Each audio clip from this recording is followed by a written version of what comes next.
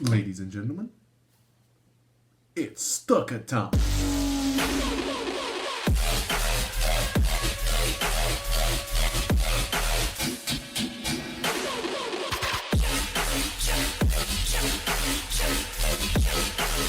And before you ask me, no, I'm not using "fuck off" as the intro because, you know, what the "fuck off" is because it was the only song that I knew from him right before the allegations happened. It was just a fun rhythm track with Gordon Ramsay samples. Hello guys, welcome back to the channel. It is me, ya boy, man who was not that big of a fan of Never Say Die, but still laughed at the jokes that went, they said die. Today we're going to be talking about the interesting development of one of the Never Say Die black label artists release of over the past few years has had. And no, the name is not Trampa, it's Stuca. So Stuca was one of the many people that got accused of sexual assault around the, what we call the EDM version of Me Too. I don't want to call it the EDM version of Me Too, but you know, it's like probably the easiest way to explain what happened. He was accused by a woman who on Twitter went by, what was it again? Slut. 10 months later, he actually responded publicly. And it is an interesting development what happened due to the information around, well, everything about this whole situation. So we're going to be talking about that, but first we probably should switch off the song because I don't want people to actually think that I want her to fuck off. That's more like a context. 10 months ago, on August 2021, August 2021, a woman by the name of Madyson Ward came out saying Stuca had sexually assaulted her in the past. In fact, sexual assault was not even the only thing he had done. According to her, he had also pressured her into a relationship when she was not mentally prepared for because of abuse in the past, and then ditched her after the sex had happened. She believes that he only wanted her for the sex. I'm just gonna say this right now. I am glad we live in a day and age where women's voices are heard and believed more. You know, as being on the internet for quite some time, I have grown up around the time of woman detected, opinion rejected, but now, after the coming of the Me Too movement and how serious people have taken accusations of sexual assault, it is just a really good time for victims right now to probably explain their stories as to what had actually happened in their lives with certain people. I also am the type of person to believe the victims. We have seen many cases of women showing their voices in a situation and then the voice never being heard, and it was later found out that the person actually did do the crime committed. But sometimes you see a lot of people actually taking advantage of this new age of people believing in women and kind of doing it for their own selves. Not saying that the woman in question here did that for that reason. I'm just saying that after the coming of the Me Too movement, it has become more and more of something common. A great example of that is a story that I remember of a woman accusing two schoolmates of her United States professional universities football players of raping her in a bathroom, and then it was later found out that the whole accusation was bullshit. You can actually see her rolling her eyes during the trial. So, I'm actually going to do something funny around here. Because of the sensitivity of the topic, I'm going to still try to do a little bit of the funny comedy aspect of this, because I like to broadcast some of the more serious news in a lighter tone. Let's not make it all negative about it, but I will actually be reading the document that made me record this video. A 15-page document made by Stuca proving or attempting to prove that it isn't as linear as Madison, the victim, said that it was, and attempted to clear his name. So I will actually change the position of the camera and we'll be reading directly from the document. So let's go. New camera position and it works. Let's fucking go. So we have here the document in question, statement from Geoffrey Boss AKA Stuca. I don't know if I'm saying his name properly. Stuca, Stuca, my ass, I don't know. The last 10 months or so have been incredibly difficult and painful. Hence why I said 10 months ago. I've always been a firm believer that victims need to be heard, but it's vital that the truth is told. To address allegations against me earlier this year, I filed a defamation lawsuit against Madison Ward. You already know the names of both people: Geoffrey Boss, Stuca, and Madison Ward. While I'm relieved that there is a resolution to my defamation case, that our accusations online have been taken down, which is another big thing that I want to talk about later, I know that it's not enough to clear my name.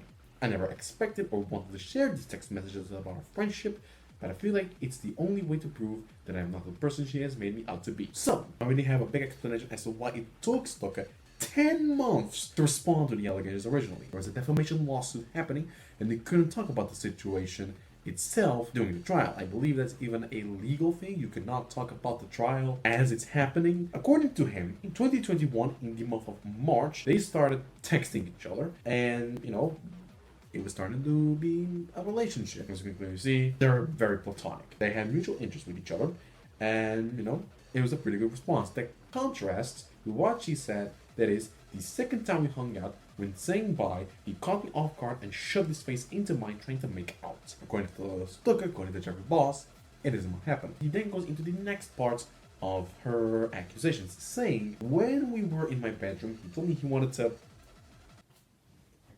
me, but that he couldn't get hard unless I agreed to be exclusive with him first. That way I won't talk with other guys. According to her, afterwards, he suffered a panic attack. Well, apparently we then find out, later in the document, he does suffer from erectile dysfunction, hence why he couldn't get hard. According to him, the sex was consensual, they took it to the bedroom, la-di-da-di-da, and he suffered a panic attack right there with that. He doesn't say if it's because she didn't want to accept being with him exclusively, but, according to the rest of the story, it seemed to be a consensual thing, not just, I want to fuck you and fuck you exclusively. That's Mormon this bitch.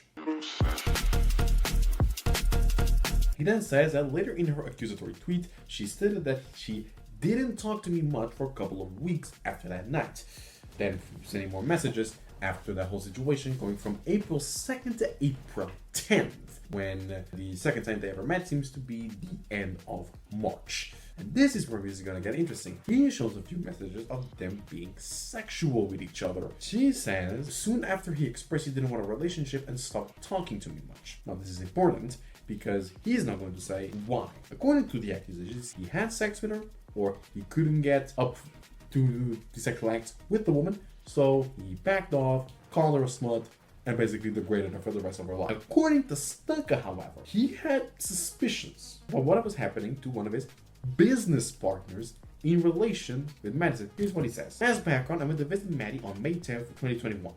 It was the last time I ever saw her in person. I stayed the night as I had plans to get lunch with a friend Natalie the next day. On the morning of May 11th, Maddie began talking about a friend of business of mine, in which she uses the name John Doe to protect the identity of the person. I knew that she and John Doe were friends, but I understood from Maddie that there was nothing sexual going on between them. He then says that, actually, there were sexual things going on between John Doe and Madison. Something suspicious, according to him, was the fact that she was trying to get Geoffrey break up the friendship he had with John Doe, basically saying that he was manipulating him and only caring about Geoffrey for the money, protecting the money. He decided to be neutral, not take any sides, because taking any sides in a situation like this can be disastrous if you are wrong. These a few messages that Maddie sent, and yeah, according to him, John Doe and Madison were hooking up behind his back. Then she sent a full summary, attempting again to say that he had manipulated her. He basically degraded her, called her a slut,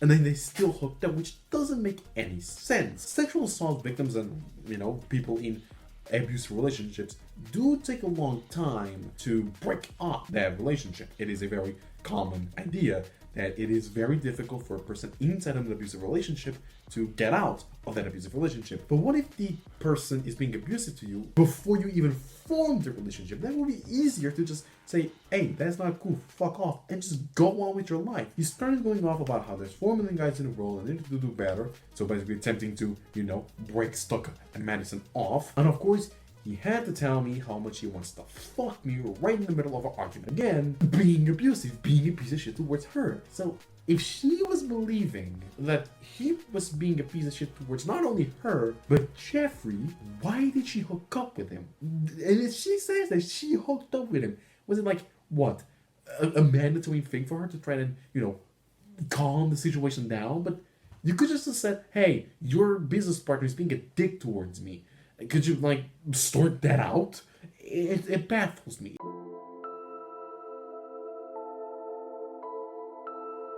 According to Geoffrey, this was the reason they broke up. Or, I'm not going to say broke up, but took a notch down in their relationship from 1 that was more intimate to one more platonic. He did not feel comfortable being with someone who was hooking up with a business partner and a friend behind their back, which I can understand. It would be, as well for me, a betrayal of trust. I'm not calling KRISCHVN a slut. I'm just saying, if I was in a relationship with a woman, she had said that no, she wanted to be intimate with me and never really gave indications of open relationship, and then went to my friends and also hooked up with them, I would also get pissed off. Now, if we were in an open relationship, I wouldn't mind, because again, open relationships.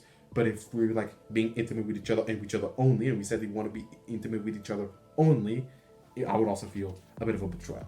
So he says she acknowledged the fact that their relationship is turning platonic, but still shared that she had feelings for Stuca, which understandable. When you're with someone for so long, you start developing feelings for them. He then says, as I distance myself from the relationship, her messages became angrier, and she claimed I did not treat her well. And this is an interesting thing, because, you know, if you read her messages, you start to see that, yeah, she is a bit angry. It feels like she's being ignored by taking too long to respond, and she's feeling empathy towards him and his problems, even saying, I held empathy when you pressured me to commit while I really didn't know you, and I made it clear I would need a few months. In fact, she says this, my opinion of you didn't keep changing. I did not know you well enough to have one at first. Once I did, it stuck. Again, referencing the fact that she still has feelings for him, which again, understandable. I never judged you. I never once saw your issues as drama. I never just wanted sex, which is what she accused him of. I literally sucked blood. Okay, that cannot be right. I literally sucked the blood off of your dick. Like, that's not something I do for just anyone? No. Pause. What the fuck happened? For this whole situation that happened, he gives no context for this. She doesn't give any context for this. She just says, let's take the blood off your dick. What the hell happened for there to be blood on his penis and for you to use your mouth to clean it? Couldn't you like use a tissue? Or wait until you took a bath or something? When I first read this, I got baffled. If that says one thing, is that they were intimate with each other, so, you know, fair enough.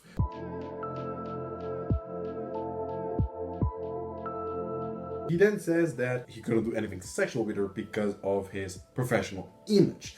Instead, telling her that they had to be platonic because of the business relationship we have with John Doe over here. She then still sends a message believing that he is playing mind games with her, basically tempting to be like, hey, yo, like, I like you, but not in that way, so fuck you. You know, it's a weird situation. He reiterates again that the relationship is just platonic, so obviously the needing of meeting with each other as he was early in a relationship, but she still believes that he's playing mind games with her, and it pisses her off, which again, understandable. But in this whole situation, like, if it was just like both have feelings, but one of them is acting weird and you want to know why and you're starting to get upset, that is understandable. But knowing the whole situation according to what Geoffrey Boss says, which is, you went behind my back, I had intimate relationships with my business partner, I don't feel comfortable with that happening, and I don't want to be as intimate with you anymore because of that. It's a whole weird, complicated thing, and that's why I said it's a very sensitive topic. A thing though that she apparently did, and he actually has a big evidence for this, is using someone else's phone contact to try to get him to talk. According to Geoffrey, she got someone called Brian to call him and be like, hey, you know, Madison is preoccupied with you. And Brian said in the call that he has on his document recorded, so you can actually hear it, the supposed man Brian says that he is a mutual friend of John Doe, whose real name is bleeped in the call. Hey Jeff, how's it going? My name is Brian, man. Hey, I got your number from our mutual friend, who's also a mutual friend of Maddie. I was just calling to say what's up, man, and then also try to get some clarification for our girl, man. If you can give me a call back, that'd be great. Again, Brian. Thanks, man. Have a good night. When Stuca asked to John Doe, do you know anyone named Brian? He said, no, I don't know who Brian is. I never met a guy named Brian. I don't know who that person is. On a phone call with Maddie the following day, he told her they had to cut ties completely. After basically giving the number to someone that John Doe, Geoffrey didn't know, that was it. And he thought that was the end of it all. They had parted ways, they were okay with each other, it's all GG until the 16th of August 2021, where Madyson Ward AKA KRISCHVN comes out saying that Stuca had sexually assaulted her. This was it for him. He was going to pursue legal action, and that is probably why it took 10 months for him to come out to the public and say, I did not sexually assault this woman. Because again, you cannot talk about the case when you're on trial. Hands up by saying that this was dark, this was a dark time for him, and he is not a perfect person, but he just wants to clear his name out. Now, he also posted 2 other documents inside this main one. One, which was of the falsities that people accused him of, and one that is a full Dropbox link with messages and I believe also voicemails that you can hear by yourself. So more evidence to prove that the situation is not as linear as what Madyson had originally said. So what are my opinions about the Stucas situation and this response 10 months after the original accusations were thrown around on Twitter? I've been through my fair share of rodeos when it comes to sexual assault/rape allegations. This whole EDM Me Too movement, as I like to call it, started in 2020, I believe, when Milk accused Aircord of a sexual assault. The first big one was that sick, but the one that I believe really kicked up the gears was Milk, because there's a high-profile person talking about how a high-profile artist that was still relevant in 2020 had committed sexual activities against her consent. Afterwards, he had a multitude of other artists being accused of it, and Stuca was one of them. But in this whole response reminds me of 2 different situations, one related to music and one not. First, we're going to start with the one that is not related to music, and that is the Sewerslvt situation. A former ex-girlfriend of Sewerslvt accused the Australian YouTuber, I believe he's Australian, of raping her. He took 1 month to respond, and 10, like what Stuca did, and he did what I believe to be the standard, like what should be a response to this whole situation. He just proved that the situation had actually happened in the way that the victim had said that it had happened. He'll apologize for any wrongdoing he had done during the relationship, because he was also a minor in his first relationship, so if he felt like he was doing something wrong, he didn't know because, well, he was inexperienced. In the second situation, it is the Dion Tamer situation, which also had its results just a few months ago. For 2 years, a former ex-girlfriend of Dion Tamer had said around the same things: sexual assault, rape, even going as far as to say that he forced her to have an abortion, which is extremely serious and an extreme violation in the rights of a woman.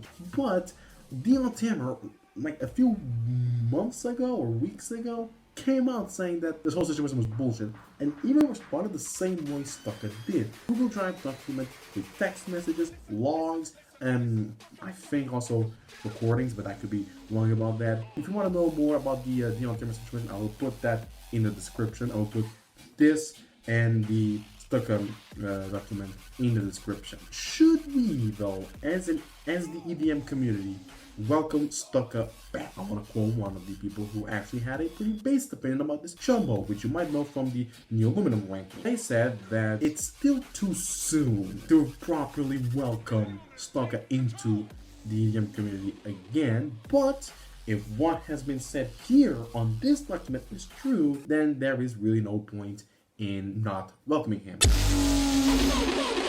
So that was it, my first attempt at making a video about the proper drama and not just random Twitter accounts being fish scams. Yeah, remember that first video, the one that I posted about apparently those are phishing scams, or not phishing scams, but they will try to get you to do something like visit a porn website, or even worse, crypto. If you want me to talk about more of this drama, don't actually be part of the drama, please. I will talk about past dramas really easily, but if it's like a modern drama like this one, I'm gonna get canceled real quickly for accidentally saying the wrong thing. So let's not, do the fucky wucky when it comes to this. Why did I say fucky wucky? My God, now I know I am not dating.